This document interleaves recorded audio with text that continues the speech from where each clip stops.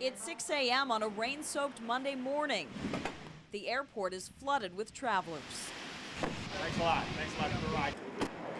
Among the crowd is Joe Johnson of Huntington Woods. The former mechanical engineer turned robotics expert is catching a flight before the crack of dawn. As he steps into the security line, his family's morning routine is just getting started. 13-year-old Chris, 11-year-old Meg, and their mom Mary rush through the day's rituals on their own. All right, can you guys stack the dishwasher? Doing chores, packing lunch, even cello practice. You know, I need you to sign this. It's a day in the life of his family Joe never sees. He spends every week out of state working for a Navy defense contractor in Washington, D.C., a job he landed after leaving the auto industry and trying to start his own company called Robotic Amusements. His two older daughters are also away at college. At first it was weird, but then you kind of get used to him not being here, and he calls every night, so it's not like he never talks to us or anything. We had kind of a triple whammy. We had the economy generally had a problem. The Detroit area had a problem. This housing market had an even bigger problem. It's a new reality, dividing more and more families and creating what some are calling recession widows, spouses left behind to hold down the fort.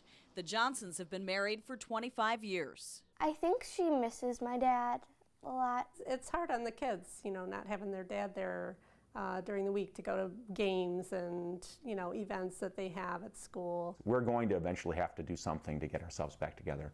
But I think this is basically an indication of the kind of financial stress that the entire country is going under. Adding to the strain on families is the rising cost of airfare. For the Johnsons, plane tickets alone run around $1,000 a month. He now comes home like every other weekend. Yeah, we really have to think about, you know, is it worth him coming home, you know, and being with us, or, you know, it's tough to make that decision. Jennifer Ward Batts, an economist at Wayne State University, says this sudden separation of families is happening across the country, a troubling sign of the times. Certainly the last recession that we had was not nearly as deep as this one. It wasn't as severe. Michigan is hit particularly hard. Across town in Farmington Hills, another family is making difficult choices. Leslie Tausch's husband Bill had to move to Chicago in order to work. She's packing up the home where they raised their two children, the house with her custom painting on the walls, and a pencil-marked growth chart she's kept for her kids.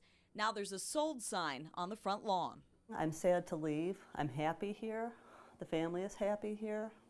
But you have to do, you know, I guess, what you have to do. Bill, seen here with Coco the dog, works in advertising. He lost his job when his company lost the Chrysler account. He's been living in Chicago since January. He commutes back and forth, or we go out and visit him. But he has his apartment for another month, and then we have to find another place for him to live until we can catch up. And there's another catch. While their daughter Eileen is at U of M, their son Mark is about to enter his senior year at North Farmington High School.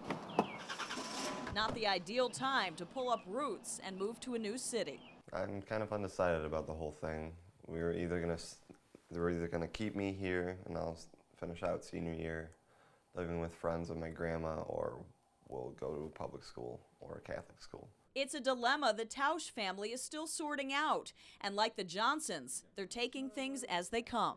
We're thankful that we have what we do have, you know, that he has a job at all. There's so many people who don't even have jobs. You have to play the cards you're dealt. So this is what we're playing right now. With families to support and children in college, what other choice do they have? Robin Schwartz, Fox 2 News.